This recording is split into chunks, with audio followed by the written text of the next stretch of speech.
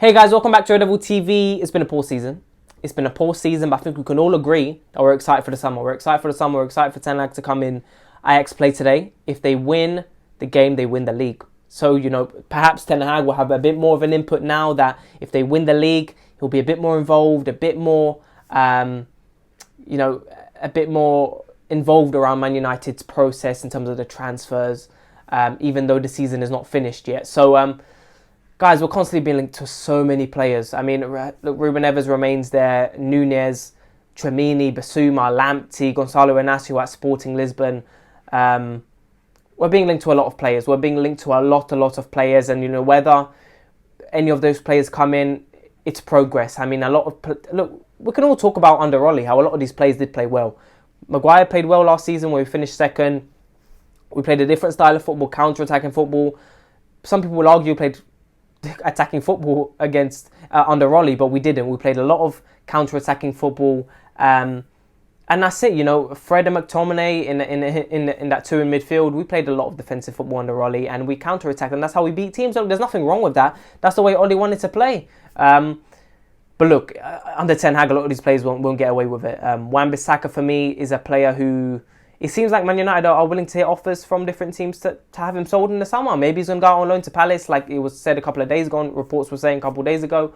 And what does that mean? We're probably going to get a fullback because the low can't be our starting right back. And yes, maybe some youth players will come in, but we need a fullback. We definitely need a fullback. And look, players like Maguire, Wan-Bissaka, McTominay, and Fred, who had decent times under Ollie, are not going to get away with it under Ten Hag. It's a completely different style of football. Ten Hag is a manager who we know he wants that high pressing, energetic football. And I feel like I said this under Ralph when he came in, but it's different when you have a full-time manager. Ralph was always here to be an interim. He was never going to get the job. Let's be honest. And look, some of these players, yes, some people will have the opinion that a lot of these players will be turned to different players under Ten Hag. And yes, you know what? Not a fresh start for some of these players, but some of them you'll be like, you know what, I see something in you, in your ability. Players like Delo, players like Luke Shaw, maybe a Tellez, McTominay, Fred, where perhaps you'll say, you know what, I want to see you under Ten Hag because you have the attributes and the strengths to thrive in the system. And yes, but you look at players like Maguire and Wan-Bissaka. Look, let's talk about Klopp and Pep. I mean, look under them. I mean, Henderson at Liverpool a couple of years ago, he wasn't rated at all. Look what he's turned into. Look at Cancelo. A few years ago, I remember watching him for the Portuguese national team. He was a bit of a shambles and a liability defensively. Even when he was at Juventus, he was suspect defensively. And yes, in Man City, he has shaky moments. And look at the play he's turned into. Inverted fullback. He can play midfield. He can play right back, left back, whatever. He can play anywhere. Cancelo. He's such a dangerous player. But I think you can see when a player doesn't have it. And Maguire, he's slow, he's not agile, he's a liability in 1v1s.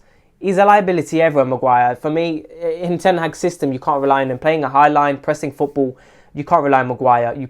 You might not be able to rely on Lindelof either. Wan-Bissaka, you can't either. They're just not that type of players. And you look, some players we've criticised Delo, we've criticised Tellez, we've criticised McTominay and Fred this season, but there might be players who might work in Ten Hag's system and only he knows. Look, Ten Hag has been doing research behind the scenes and he's been watching our games and he knows what he wants. So some of these positions, look, Gonzalo Inácio at Sporting, Nunez in the striker position, look, we have to see what happens, but Nunez at 70 mil, expensive, but what striker is not expensive nowadays? What good striker is not expensive nowadays? I did see, however, a stat that Nunez's ball retention is 12%. I don't know if that's true, but if that's true, that's horrible. And I know he's a striker.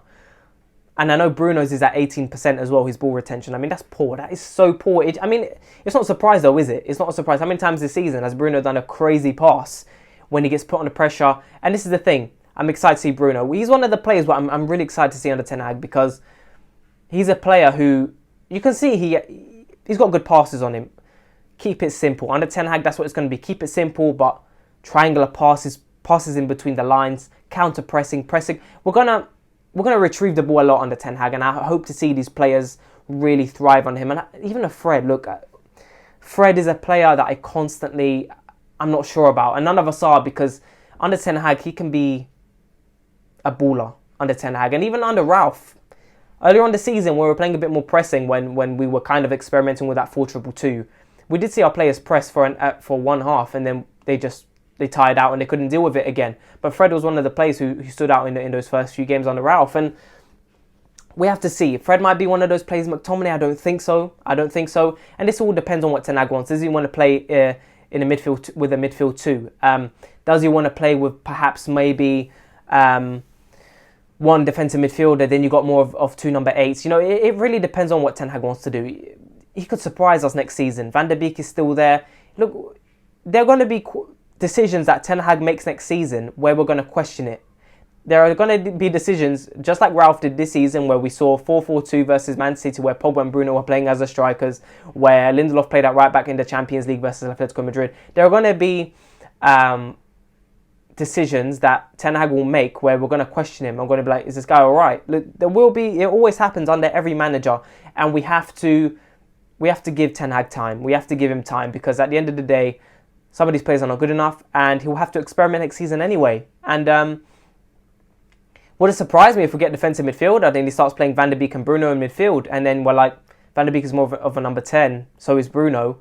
And then you still got, you can't, no matter how good, you can have Rodri in midfield, you can have Fabinho in midfield. If you don't have the right balance in midfield, you're going to get overrun and you're going to get battered. And that's it. It doesn't even need to be a top 4 team. We've seen it with Brighton this season. We've seen it with Watford. We've seen it with Leicester. We've been battered in the midfield, and there's so many gaps in midfield, and this is why we need the right balance. It's not even the quality of players at times, okay? Of course it is, but it's the balance. It's the balance, and we'll have to see what the right balance is next season. Van der Beek, Bruno will be an interesting debate there, because I do think that Van der Beek, after seeing the season, even at Everton, he hasn't played much, but he was played as a number 6 at times, and that's not his position. I thought he would be his position last season. I think, why not try him there? But he's not the player for that. He's not. You can see where his strengths lie, and it's passing the ball forward, passes in between the lines, quick football, one-touch football. That's what Van der Beek is about. And under Ten Hag, look, I think Ten Hag, when you looked at that Brentford game, I'm pretty sure he liked what he saw, because Mata was on the field, Matic was there, and that's what we need to play. We need to play quick football, one-touch football. And that's what we will see under Ten Hag. A bit more press, a bit more counter-press once we lose the ball. But that's what we'll see under Ten Hag. And guys, I'm so looking forward to it. I mean, I've never felt like this. Where, look, if Ronaldo goes, Ronaldo goes.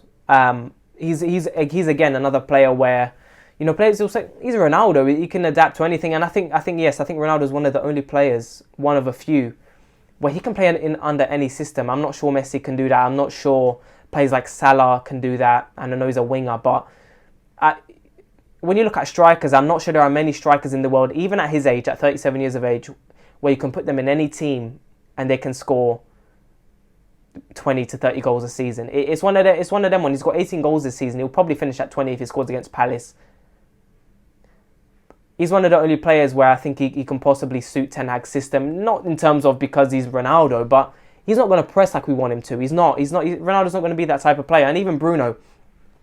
The reason our defence gets battered is also because of Bruno. We can't ignore that. Look how high he presses up. And yes, you can blame it on Ronaldo because he doesn't press, and Bruno knows he needs to press, so he can almost do Ronaldo's job for him. But, we don't really play in the front two. And this is one thing next season I'm really looking forward to seeing. Are we going to play in the front two? Because Ralf Rangnick did say in a press conference a few games ago that Ronaldo doesn't really like to play by himself in that number 10 role. He doesn't like it. And we saw it with Madrid. Him and Benzema together.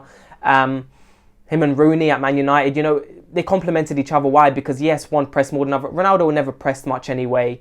It was never his strongest point. And even this season, Ronaldo has pressed more than other players, and he's a 37-year-old man, and it's crazy. It's crazy. He's still world class, but when Bruno's pressing up high, and then Ronaldo's pressing, but then you have, Fred pressing, and then you have McTominay by himself in the defensive midfield role. It's a shambles because there's so many gaps there to be exploited, and we've seen it loads of times this season. And we're not going to sit down under Ten Hag. If we get the right profile midfielders, there's going to be balance in the midfield, and this is why I'm excited, man. I'm so excited to see what happens, because some of these players, it might be the end of some of these players. If Bruno doesn't fix up with his crazy passing, his ball retention, his tackling, his lack of composure on the ball when he's getting pressed or when he's under pressure, it can be finito for him, because I feel like Van der Beek. I think Van der Beek is going to be given a very big role next season, whether he plays in the number 10 role or not. So, guys, I'm really excited to see. Guys, let's see what happens. I'll keep making videos in terms of new transfers that come in. Of course, we all want to see some players come in. Some people want to see Neves come in. Some people want to see Lamptey come in. People want Declan Rice. But we need to be spending decent amount of money.